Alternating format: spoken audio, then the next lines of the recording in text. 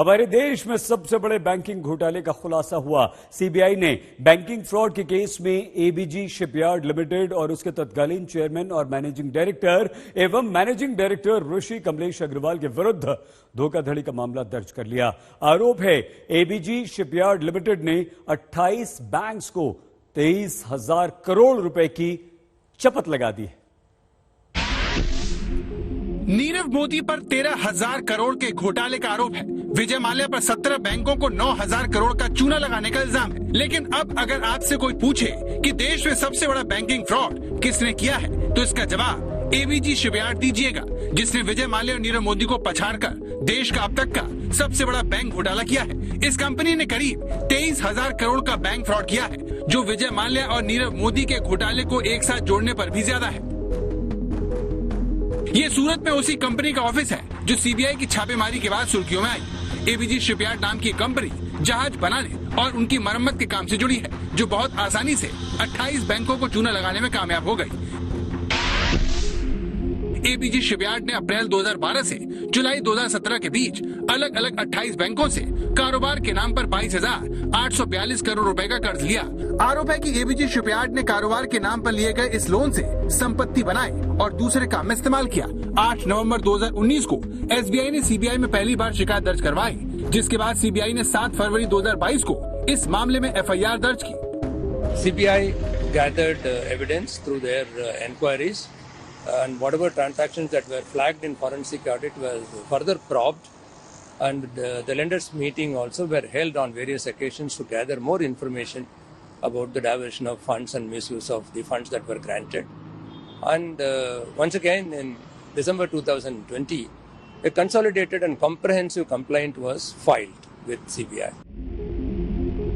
ABG shipyard company पर जिन बैंकों से धोखाधड़ी का आरोप है, उसमें सरकारी बैंक से लेकर देश के बड़े प्राइवेट बैंक शामिल हैं।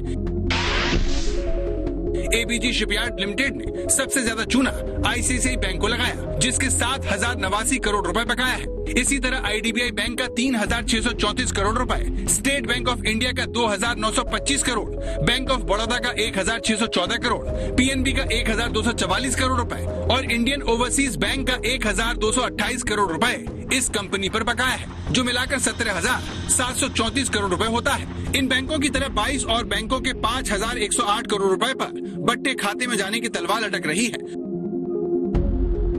चुनाव के बीच इस सबसे बड़े बैंक घोटाले ने एक बड़े सियासी विवाद को जन्म दे दिया है।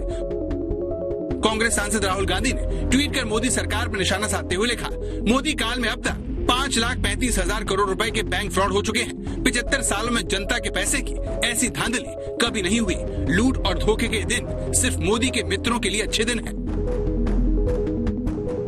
लेकिन विपक्ष के इस आरोप के काट के तौर पर बीजेपी ये दलील पेश कर रही है कि एबीजी शिपयार्ड लिमिटेड को यूपीए सरकार के दौरान सबसे ज्यादा लोन दिया गया, लेकिन कांग्रेस इसे नहीं मानती। हिंदुस्तान के 75 साल के इतिहास का सबसे बड़ा बैंक घोटाला अब सामने आया है।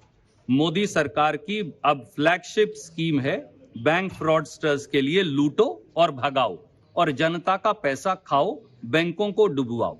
ये उनका तरीका बन गया है। ये एबीजी शिपयार्ड गुजरात बेस्ड, सूरत बेस्ड कंपनी है, जिसका 2017 में दिवालिये की घोषणा हुई। 2018 में कांग्रेस पार्टी ने कहा कि ये स्कैम है। 2019 में बैंकों ने उनके अकाउंट को फ्रॉड डिक्लेयर किया, पर 5 साल तक सीबीआई, एसबीआई, वित्त मंत्रालय, गृह मंत्रालय लव लेटर लिखते रहे और लोगों का पैसा लूटता रहा। ये चोरी और सीनाजोरी दोनों नहीं तो क्या है। एबीजी को लोन जो है कांग्रेस की सरकार, यूपीए की सरकार ने दिया। एबीजी का लोन जो है एनपीए बना उनकी सरकार के समय। एबीजी का लोन को एवरग्रीन किया गया उनकी सरकार द्वारा। एबीजी को जितनी राहत दी गई उनके द्वारा।